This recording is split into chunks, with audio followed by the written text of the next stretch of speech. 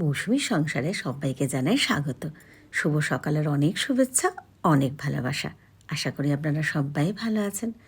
পুরো ভিডিও দেখার অনুরোধ রইল সবার কাছে। ভালো লাগলে একটা লাইক, একটা কমেন্ট আর একটা শেয়ার করে দেবার অনুরোধ রইল। এটা দেখছেন গতকালকের ভিডিও, গতকালকে গেছে বুধবার।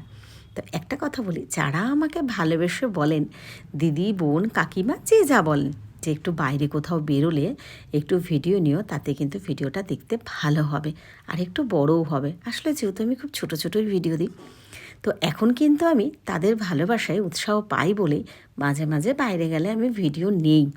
তো সেই রকমই কিন্তু আজকে একটা ভিডিও হতে চলেছে, মানে আমি একটু কলকাতায় যাব। তো সেই কলকাতার একটা যাওয়ার যে জার্নিটা, সেটা কিন্তু তুলে ধরেছি। আশা করি আপনাদের ভালো লাগবে। তো ঋষিকে স্কুলে দিয়ে যাব আর স্কুল ছুটি হতে হতে ফিরে আসব। সেই জন্য ঋষিকে তাড়াতাড়ি খাবার দাবার রেডি করে নিচ্ছি। ডাল সেদ্ধ, একটা ডিমের অমলেট আর একটু ভাত গুছিয়ে নিয়েছি। আর এসে কিন্তু বসে গেছে টেবিলে খাবার জন্য। একটা কথা বলি, সন্তানরা বড় হলে প্রত্যেকটা মা বাবাই আশা করে সে একটু বুঝবে, বড় হবে, আস্তে আস্তে শান্ত হবে, পড়াশোনায় ধ্যান দেবে। আমার ক্ষেত্রে কিন্তু একেবারেই অন্যরকম। ঋষিরা দিন দিন বড় হচ্ছে, দুষ্টু হচ্ছে, পড়াশোনার মতিগতি একদম কমে যাচ্ছে। কেন হচ্ছে সেটা বুঝতে পারছি না। এই নিয়ে মন মেজাজ একেবারেই ভালো নেই। অনেক বোঝাচ্ছি, কিন্তু তবু যে কেন এরকম করছে আমি জানি না। আর হ্যাঁ, আপনাদের কাছে তো এসব কথা বলাই যাবে না, আপনারা সবাই মিলে আমাকে বকাবকি শুরু করে দেবেন। ঋষির নামে একদম বলবে না, ও খুব ভালো ছেলে। হ্যাঁ, ঋষি সত্যিই ভালো ছেলে, কিন্তু পড়াশোনা না করলে সেই ভালোর দাম কোথায়? আর পড়াশোনার তো এখন 9 হয়ে গেল, তো 9-10 মিলে মাধ্যমিক। তবে হ্যাঁ, আপনারাও অনেকে বলেন যে পড়াশোনায় ভালো হতে হবে, এমনটা মানে নেই। ও তো আঁকাটা ভালোবাসে। আঁকাটা নিয়েও কিছু করতে গেলে কিন্তু উচ্চ মাধ্যমিক পাশ করতে হবে। সেই নিয়ে কিন্তু সবসময় একটা মানসিক যন্ত্রণার মধ্যে কাটাচ্ছি। একটু মনটা খারাপ। তো যাই হোক, মন খারাপ থাক যাই থাক, জীবনযুদ্ধ চালিয়ে যেতেই হবে। ঋষিকে স্কুলে দিয়েই আমি কিন্তু রেডি হতে বসে পড়েছি কলকাতায় বেরোবো বলে। তো ভালো করে একটু সানস্ক্রিন দিয়ে নিতে হবে, কারণ কলকাতার তো আরও আমি বাইকে করেই যাব। তো প্রচণ্ড রোদ গরম, সে হাওয়াটা স্কিনটাতে লেগে, কিন্তু এমনিতেই তো আমি কালো, স্কিনটা একেবারে খারাপ হয়ে গেছে। বয়সও হচ্ছে, তার সাথে সাথে একটা তো ব্যাপার থাকেই।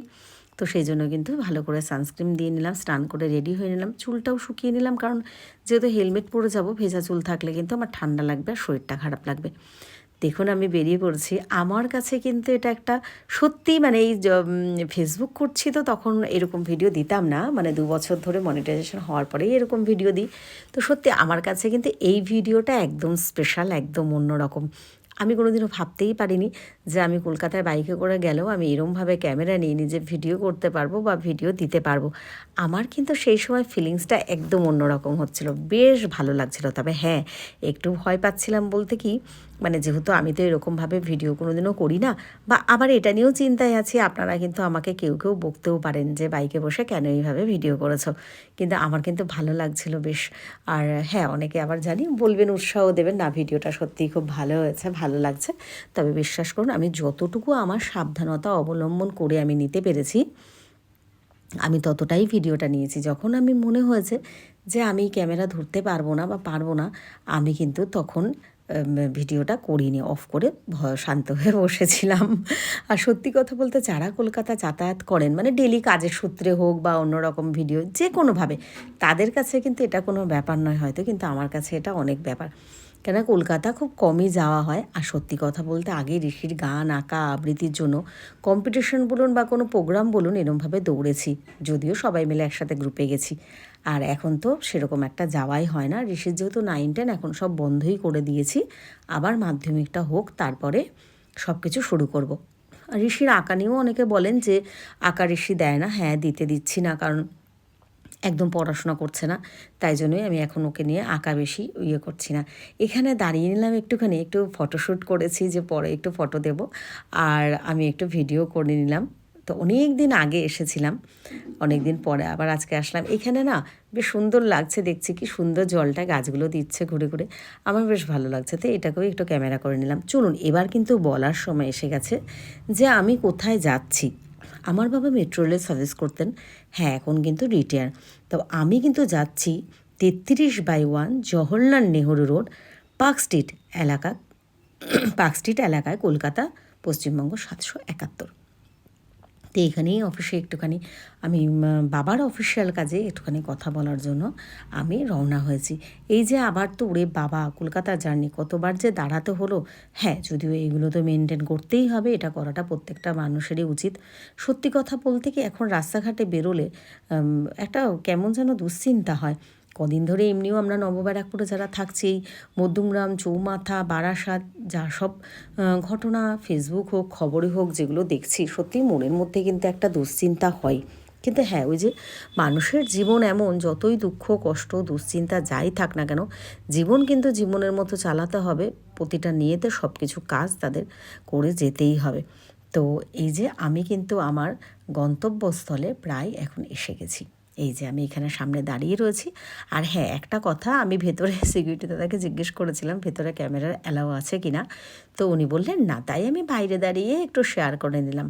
আর একটা কথা বলি, অনেক জায়গাতে ধরুন আমি যে ভিডিও করি, নিউ ব্যারাকপুরের অনেক জায়গাতেও কিন্তু আমি জিজ্ঞেস করি যে ভিডিও করা অ্যালাউ আছে কি না, কারণ অনেকেই পছন্দ করেন না ক্যামেরার সামনে আসতে, অনেকেই কিছু। তো আমি যেহেতু ওরকম তো কন্টেন্ট ক্রিয়েটার হতে পারিনি, তো আমার খুব খারাপ লাগে যে যদি কেউ না চায় তাহলে কিন্তু আমি তার ভিডিও নেব না।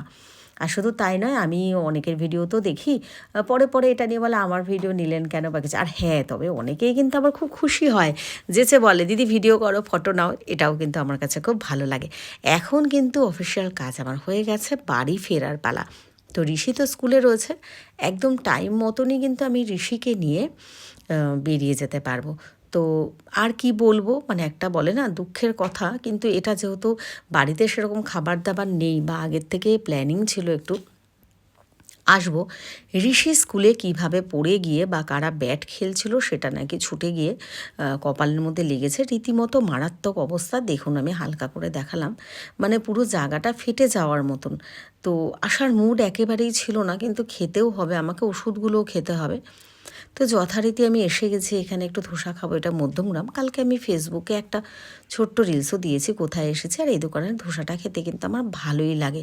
হ্যাঁ, এখানের ধোসার ফিরনিটা ভালো লাগে, যদিও ফিরনিটা খাইনি, ধোসাটা খেয়েছি। এরপরেই কিন্তু আমি ভালো ছেলেকে, মানে ডক্টর বোধিসত্ত্ব বিশ্বাসকে মানে হোয়াটসঅ্যাপ করলাম যে ঋষির একটা ছবি পাঠিয়ে, যে ভালো ছেলে ঋষির দেখো স্কুল থেকে এইভাবে কপালটা করে নিয়ে এসেছে। তো কিছুতেই তো বলে না কিভাবে করেছে কি, যাই হোক ভালো ছেলে আমাকে কিছু ওষুধ লিখে দিল। এইবার কিন্তু আমরা বাড়ি এসে গেছি, এখন প্রায় আনুমানিক 7টা বেজে গেছে।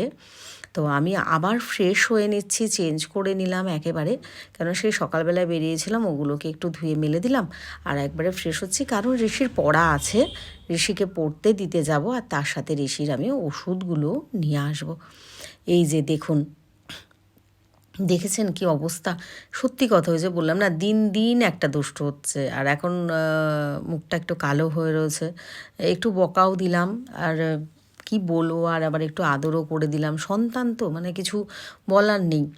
তো যাই হোক, এখন আমি ওকে পড়তে দিতে নিয়ে যাব। আর হ্যাঁ, এখন আর ওষুধটা খাওয়াতে পারলাম না, আবার একটু আহ্লাদ করবে। সত্যি কথা, সন্তানদের যখন শরীর খারাপ হয় তখনই কিন্তু ওরা মা একটু বেশি করে। মা কেন, মা বাবা বা পরিবারের ঠাকুমা দিদিমা যারাই থাকবে তাদের একটু আহ্লাদ খোঁজে। তো ঋষির ক্ষেত্রেও ব্যতিক্রম নয়। একটু আদর করে দিলাম, তারপরে আমি চলে গেলাম মেডিভিউতে। ওখানে ওষুধটা নিতে গেলাম কেন, যেহেতু ওই দিক দিয়েই পড়তে দিতে গেলাম, আর ভালো ছেলে লিখে দিয়েছিল, তো ভালো ছেলে ওখানটাও বসে, উনি হয়তো সুবিধাও হবে, বুঝতেও পারবেন, বা অন্য কিছু যদি ওষুধটা না থাকে বা কিছু, সেই ক্ষেত্রে আমি ভালো ছেলেকে মেসেজ করে আমার কাজটা একবারে হয়ে যাবে, সেটা ভেবেই আমি মেডিভিউতে গেলাম। তো মেডিভিউর ভিডিও আর নেইনি, কারণ দাদা ওরমভাবে ভিডিও পছন্দ করেন না। যাই হোক, আমি ওষুধ নিয়ে বাড়ি আসছি, বাড়ি এসে না মানে আমাদের সবজি বাজারের এখান দিয়ে আসলাম মন্দিরের পাশে, তো কিছু সবজি নিয়ে নিলাম। আর ভিডিওটা আজকে এখানেই শেষ করলাম। সবাই ভালো থাকবেন, সুস্থ থাকবেন, আমাদের পাশে থাকবেন।